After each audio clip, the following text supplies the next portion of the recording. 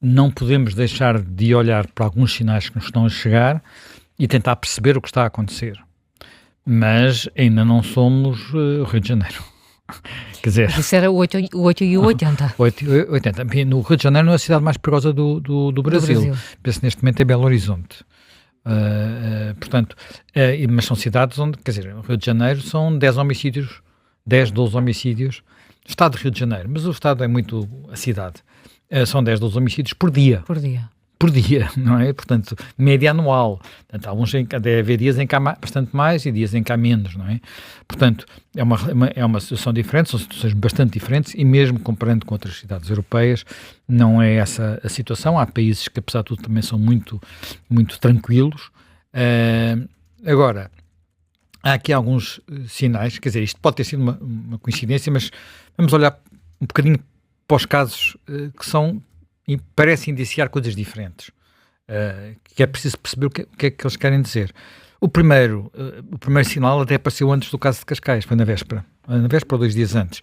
Foi uma morte em Lavradio, no Barreiro, sim. Portanto, ao pé da casa, João, e que foi um rapaz de 16 anos, que ia na rua, à noite, e de repente foi baleado no peito, com um amigo, ainda andou uns metros, depois caiu, o amigo foi-se embora, foi encontrado por uma senhora que andava a passear um cão.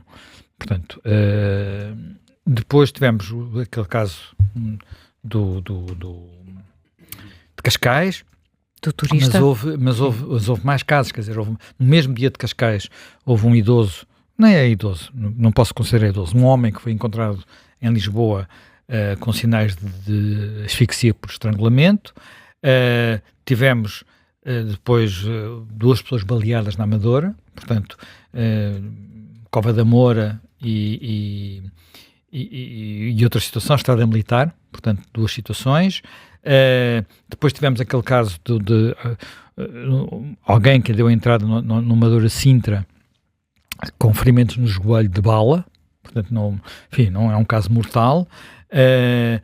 Um caso de arma branca de um jovem de 19 anos, novamente, obviamente também deu entrada no Amadora Sintra, portanto, enfim, mais situações, não vou contar aqui todas, houve ali uma certa compressão do tempo, não é? Portanto, muitos casos em dias seguidos, que aliás, em termos até de impacto público, se depois tiveram uma projeção de tipo diferente, por causa daqueles casos de violência dentro da família, não é? Portanto, o caso do Germano Landes e aquele caso da vereadora de Vagos, que são coisas diferentes e, portanto, não devemos misturar tudo. E é ainda uma outra situação que também é um bocado perturbadora, que nós às vezes olhamos para aquilo e pensamos, será que é imitação? Será que há aqui um efeito de imitação? Que foi uma situação que passou em Santarém, com 8 feridos, aqui não houve nenhum caso mortal, num centro de toxicodependentes, também com ataques com armas brancas. Portanto, há aqui várias situações diferentes. A ministra vai chamar a atenção que, a palavra vale a pena citá-la, há algum aumento da criminalidade violenta, mas não é tanto como se encontra na comunicação social. Quer dizer, a comunicação social tem um efeito às vezes amplificador, como disse, por exemplo, aquele caso do Barreiro quase não deu notícia, o de Cascais deu logo. A proximidade para nós é muito importante, não é? E a questão de saber se é uma coisa mais fora do comum ou menos fora do comum. Obviamente que noticiar cria uma percepção de insegurança, ela também referiu isso. Agora é preciso perceber se isto corresponde ou não a uma nova tendência. Desse ponto de vista, tem havido flutuações no que diz respeito a mortes violentas de ano para ano, e este ano as estatísticas indicam que já estamos com mais mortes violentas. Nesta altura, nós chegamos ao fim de outubro, portanto ainda faltam mais de 2 meses para o final do ano, já estamos com mais mortes violentas que em todo o ano passado. Portanto, 94 este ano, o ano passado no total foram 89. Portanto, já ultrapassámos a fasquia do ano passado. Quer dizer, como os números não são estratosféricos, digamos assim, não é? Portanto, isto é quase uma semana e meia do Rio de Janeiro, aquilo que estamos a falar. Portanto, ninguém está ainda e é o país inteiro, não é só Lisboa, ninguém está ainda a falar de repente, estamos perante uma situação muito complicada. Vaga. Muito complicada. Agora, bem, o que nós notamos também, e isso repara, nós muitas vezes discutimos o relatório de segurança interna uma vez por ano e às vezes percebemos que ele tem deficiências. Curiosamente, o ano passado andou-se a discutir o relatório de segurança interna por causa de uma coisa que estava lá e que se achou que tinha sido tirada. O que acontecia é que tinha havido uma repetição da mesma informação relativamente ao perigo das organizações extremistas, de extrema-direita e de extrema-esquerda, e de repente toda a gente foi censurado, tiraram daqui a extrema-direita. Não, estava lá tudo. Quer dizer, estavam 2 parágrafos em vez de 4, e toda a gente achou que, mas o essencial da informação era a mesma. E só se discutiu isso. E não se discutiu, por exemplo, outras coisas que podem ser relevantes e que estavam lá também. Por exemplo, há um aumento em Portugal da criminalidade juvenil, e que foi relevante de um ano para o outro, 12%. Grupal, criminalidade grupal, juvenil, portanto, gangues, no fundo é isso que estamos a falar, e que é algo que nos devia chamar a atenção, e que provavelmente algumas destas mortes têm essa origem, porque dá a ideia que são pequenos ajustes de contas, que podem ser ajustes de contas apenas entre grupos rivais, e os grupos rivais podem ser rivais por razões muito, muito distintas, não é? Podem ser rivais porque querem controlar áreas digamos, de pequena ou grande criminalidade, podem ser rivais porque são de clubes rivais, quer dizer, estas coisas ou são apenas também de origens sociais diferentes ou origens nacionais diferentes. Pode aqui haver coisas variadas e que é importante perceber. O que se devia ter debatido mais, começou a debater-se, e não sei se a lei já foi aprovada, se não, porque penso que era uma proposta de iniciativa liberal, e não conseguia descobrir se já tinha ou não sido aprovada, que é começar nestes relatórios e nestas estatísticas, não apenas a citar os números totais, mas a tentar perceber de que é que estamos a falar quando falamos, por exemplo, de nacionalidades. Portanto, se estamos a falar de nacionalidades, quer dizer, porque essa questão, às vezes estamos a falar de coisas diferentes. Por exemplo, ontem houve uma operação, ontem, não percebi se foi ontem, se foi anteontem à noite, porque as notícias apareceram em várias alturas, mas houve num destes 2 últimos dias uma perseguição com carros em contramão e tiros na Costa da Caparica. Isto teve muito menos destaque do que os assassinatos, da Costa da Caparica, numa carrinha com colombianos. Portanto, nesse caso houve a identificação clara de quem é que lá ia dentro, colombianos, aqui estamos a falar assaltos a casas. Portanto, depois, inclusivamente, na lista que a PSP põe online dos objetos roubados, para as pessoas verem se identificam ou não, aparecem sobretudo malas de senhora, daquelas que custam, e nem quero saber o preço, nem faço ideia do preço, mas imagino que estamos a falar de coisas absurdas. Estava aí um belo contracorrente um dia, o preço, porquê é que as malas são tão caras? As malas de senhoras. As malas de senhora são tão caras. Mas continuando. Pronto. Não vou dizer as marcas. Portanto, tínhamos essa situação quer dizer, numa situação um bocadinho fora do comum também. De vez em quando há coisas dessas, perseguições, sabemos que acontecem com alguma frequência, perseguições com tiros e roubos e aparentemente um gangue de pessoas de origem não portuguesa é menos comum. Pronto. Será isto? Mas tivemos também outra notícia nos últimos dias muito, muito, muito importante. Eu nem percebi bem como é que acabou ali o aparente, porque as notícias que li da conferência de imprensa onde diziam que iam explicar isso, porque não vi lá nada explicado, que era a apreensão, aquela operação no Corroios, portanto Seixal, margem sul, num armazém junto ao rio. Está tudo para os teus lados. O João Miguel Santos vai ter que nos explicar qualquer coisa. Não sou eu. Portanto, de um armazém com uma quantidade enorme de droga, neste caso, enfim, penso que era da AX, uma quantidade de dinheiro, €500 mil em notas, assim, uma coisa, enfim, aqui. Fazer inveja a um ex-primeiro-ministro, mas enfim, não vou falar. Dá para pagar muitas férias. Dá para pagar muitas férias. E armas. Pronto, e também aqui, enfim, algo que pode revelar a importância do tráfico de droga e das questões de droga.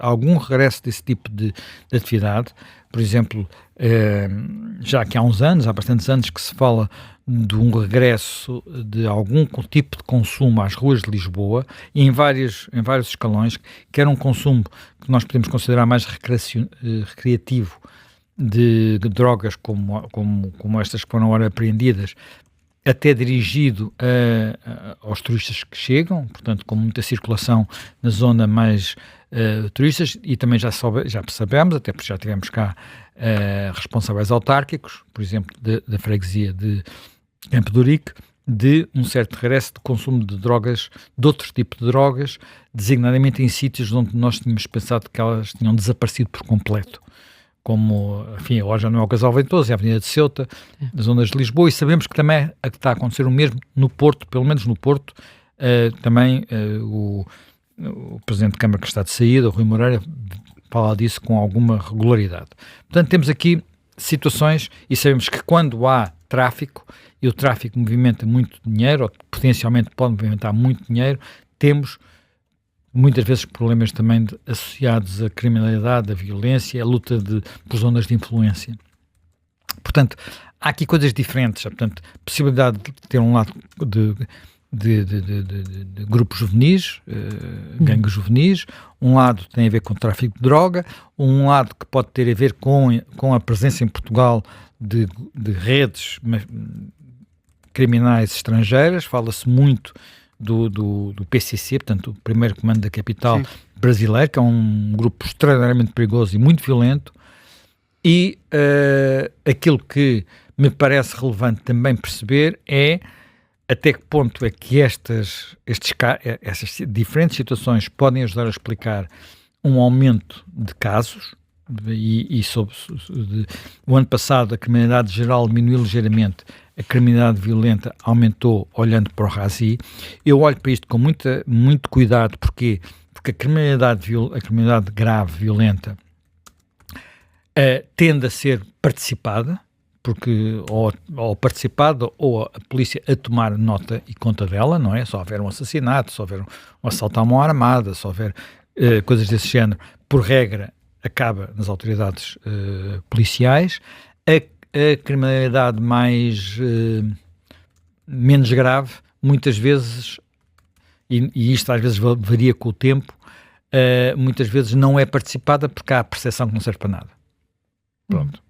E ainda... Até porque as pessoas, desculpa interromper-te, e isto aconteceu comigo, porque acho que não serei completamente desinformada nesta matéria, mas num caso do sítio onde morava, em que havia um caso muito grave de violência doméstica, demorei tempo a perceber que aquilo que eu achava que era a apresentação de queixa, como vizinha, não era uma queixa, era um simples registro de ocorrência.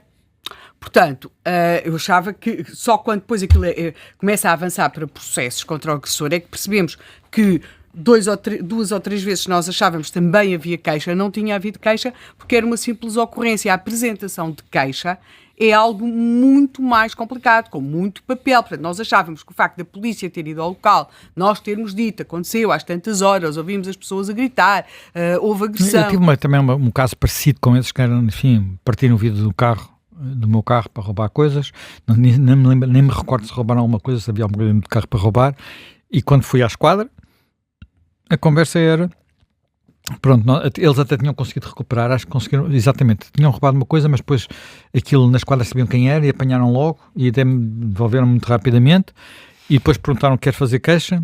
E eu disse: sim, mas olha, a única coisa que serve é que nós temos hoje e amanhã é solto. Não avança, não serve para nada e dá só dá trabalho.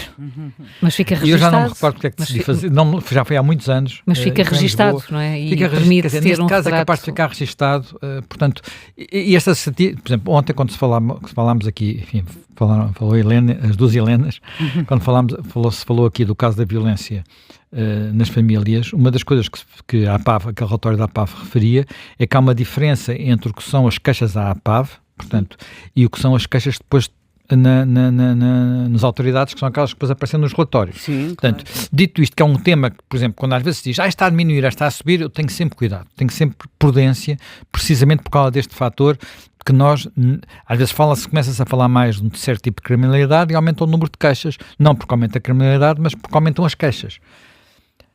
Sim. Nisto é muito relevante um outro aspecto, que é um aspecto que foi discutido aqui recentemente, penso que por iniciativa da Iniciativa Liberal, que é nós conhecermos a nacionalidade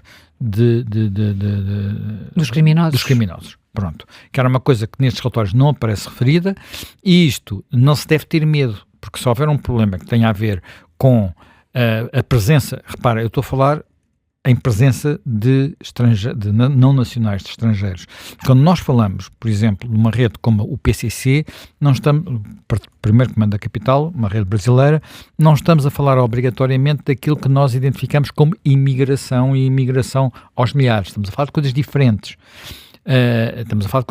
Provavelmente estes colombianos de ontem também não têm a ver com a imigração normal, não são pessoas que de repente vêm com outra cultura e começam a fazer coisas, quer dizer, vir com outra cultura e começar a assaltar casas não é propriamente o mais comum. Não quer dizer que não haja outro tipo de problemas associados à insegurança com